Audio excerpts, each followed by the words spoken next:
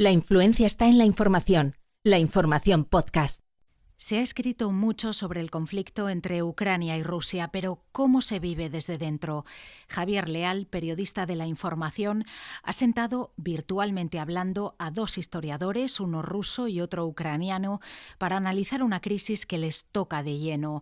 Alexander Dementiev, historiador por la Universidad Rusa de San Petersburgo, se conecta a una reunión telemática desde Buenos Aires, Argentina, donde lleva viviendo 8 años. Allí dirige una escuela online de historia rusa y da conferencias y cursos por las universidades de la zona. A los pocos minutos se conecta Iván Bobk, historiador por la Universidad de Lvov, Ucrania, que vive en Madrid, donde trabaja como profesor de educación especial en un colegio a las afueras de la capital.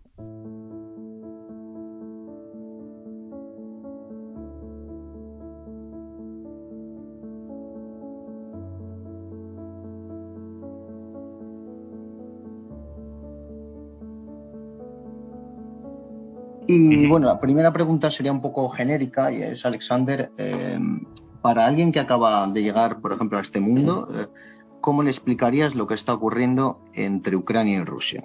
Es la consecuencia de las decisiones rápidas tomadas sin pensar. ¿Por qué las decisiones rápidas? Porque en realidad cuando se disolvió la Unión Soviética, el 8 de diciembre del año 1991, cuando los presidentes de Ucrania, de Bielorrusia y de Rusia, Kravchuk, Shushkevich y Yeltsin, en Belovezhskaya Pusha, en la Reserva Ecológica, firmaron un tratado de disolución. Tenían el derecho jurídico, el derecho formal tenían para hacerlo, porque Ucrania, Bielorrusia y Rusia, y más una república más que ya no existía en ese momento, formaron la Unión. Entonces disolver la Unión fue un hecho de los 3 países restantes, de los firmantes de esta Unión, así que la disolvieron sin aclarar el estado de diferentes cosas, ¿no? Como era el estado de la península de Crimea, como las situaciones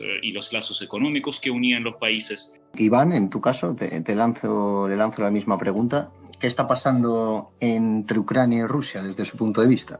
Raíces de conflicto entre Ucrania y Rusia, entre ucranianos y rusos, tenemos muy profundos.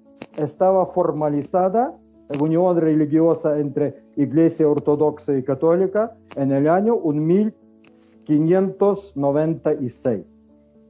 Y todo ese tiempo nosotros veremos que es una confrontación entre los pueblos que actualmente se llama Rusia y los pueblos que actualmente se llama Ucrania. Creer en esto en serio es medio adolescente, creo. ¿Por qué digo? Porque nosotros podemos así también nombrar muchos conflictos entre los países como Francia y lo que hoy en día es Alemania, entre España y Francia. Podemos ver cómo Navarra interactúa con Francia y con otras partes de España. Vemos muchos conflictos entre los catalanes y sus vecinos a lo largo de muchos siglos. Vemos cómo la marca española también estaba interactuando, y vamos a encontrar muchas confirmaciones de muchísimos conflictos a lo largo de los últimos 1000 años. Sin embargo, esto no es el obstáculo para los países, los que hoy en día forman la Unión Europea, pensar en su pasado común y pacífico, aunque tenían muchas cosas de sangre. No sé, cómo los holandeses en su momento odiaban a los españoles. Me parece que este conflicto superaría mucho por la cantidad de sangre todos los conflictos entre los que hoy en día se consideran los sucesores de Rusia y de Ucrania, pero sin duda esto no es el obstáculo para España y los Países Bajos formar parte de la misma unión.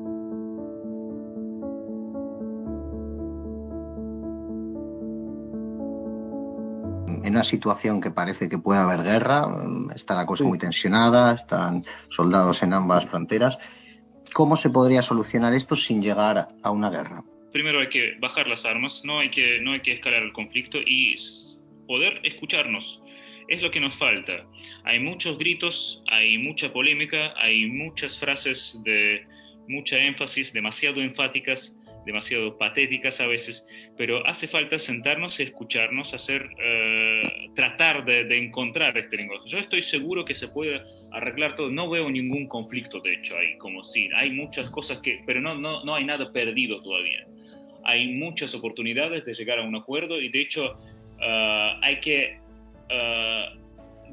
bajar un poquito la tensión, y la tensión la hacen la presencia de los terceros, lo que hacen muchos, no sé, los Estados Unidos, la OTAN en sí, lo que están haciendo es subiendo la tensión, y hace falta sentarse y arreglarse. Nada se va a resolver con la fuerza, nada se va a resolver. Bueno, yo no veo tan claro que se puede resolver tan fácil.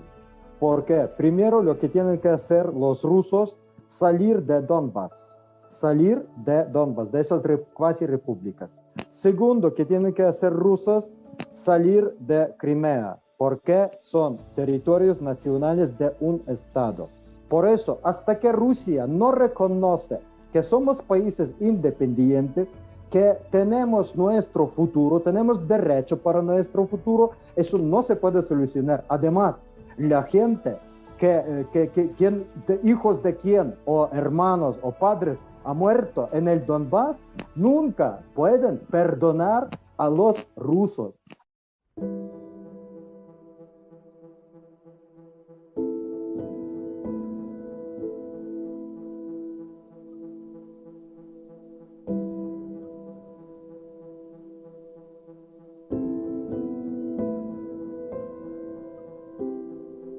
Una tensión que refleja dos posturas irreconciliables y donde el plano emocional irrumpe frente al análisis frío de un historiador. Nadie amenaza la existencia ni soberanía de Ucrania, ¿no? ¿Cómo que nadie amenaza? Es una... ¿Y por qué Putin actualmente lleva tantas tropas al lado de la frontera con Ucrania? ¿Para qué?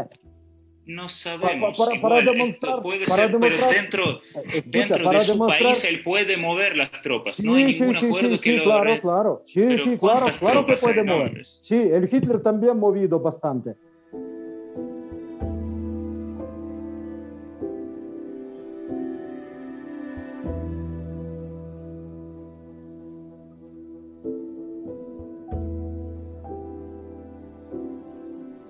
Si queremos entrar a OTAN, pues vamos a entrar. Si no queremos, vamos a salir. Entonces, si quieren entrar, es nuestra entonces voluntad. Reciban las consecuencias. Y Rusia no tiene que meterse.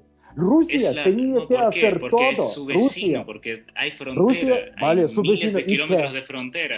¿Y qué? Los misiles OTAN, ¿a quién está amenazando desde Ucrania van a llegar ¿a quién está amenazando OTAN? ¿A quién? ¿A Rusia? A Moscú, ¿Para qué? ¿Para qué? ¿Dónde? ¿Hay pruebas que OTAN estaba amenazando a Rusia? Yo no he visto ninguna prueba. Las tropas rusas están amenazando a Ucrania. Las tropas rusas están matando mis amigos y mis hermanos en el Donbass. Las tropas rusas. ¿Hay confirmaciones? Sí. Hay confirmaciones, hay bastante.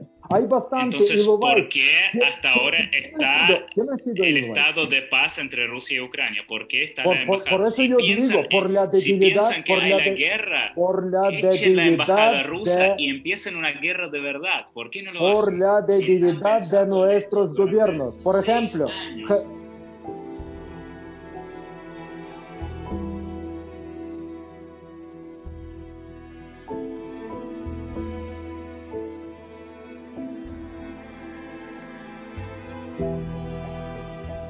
¿qué podemos comparar con el nacionalismo de Cataluña? Pero nadie quiere conquistar Ucrania, eso es el tema, que nadie quiere conquistar. Ya está conquistando Rusia, Rusia por eso no quiere parar, porque durante vamos a ver. 8 años se queda en 2 regiones chiquitas que ni siquiera quiere reconocer parte de Rusia. Sí, claro, porque ¿Por qué no los reconoce como parte de Rusia? Porque yo digo, porque Putin no es tonto, Es cruel, pero no es tonto. Él sabe bien, él sabe perfectamente que no es tan fácil actualmente en el tiempo de ahora hacer gran guerra, además que la economía mundial es tan estrecha.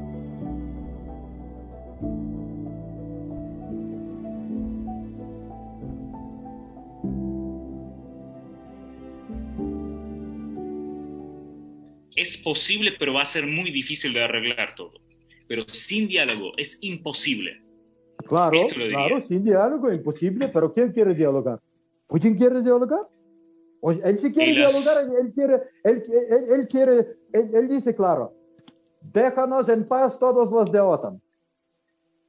Pero sí, porque ahí no pasa, no hay que confundir. No es el conflicto entre rusos y ucranianos, es el conflicto entre dos estados y los bloques mucho más grandes. Cada cuarto ruso tiene familiares en Ucrania. Casi cada uno de nosotros tiene conocidos. Si yo quiero casarme con otra mujer y ya estoy divorciado con mi ex, entonces, ¿qué tiene que ver mi ex con quién yo voy a vivir? ¿Y qué tiene que ver mi ex con quién yo voy a casarme? Pero si la pareja tiene hijos en común, y la propiedad en común, sí, tienen que arreglar el régimen de visitas, tienen que arreglar, y ella puede tener el derecho de influir y de decir con quién uno puede juntarse, con quién no. Entonces tiene derecho mi ex venir y decir que mi actual no puede acercarse a mis hijos, ¿no? ¿O qué? ¿Por qué Estonia, Letonia y Lituania sí pueden formar parte de la Unión Europea y de la OTAN, que han sido antiguas repúblicas soviéticas, y Ucrania no? No sé, en breve esto cambia el balance geopolítico y geoestratégico en toda la región. Con respecto a Letonia, Estonia y Lituania, tampoco está muy bien, de hecho, para las necesidades de la defensa rusa.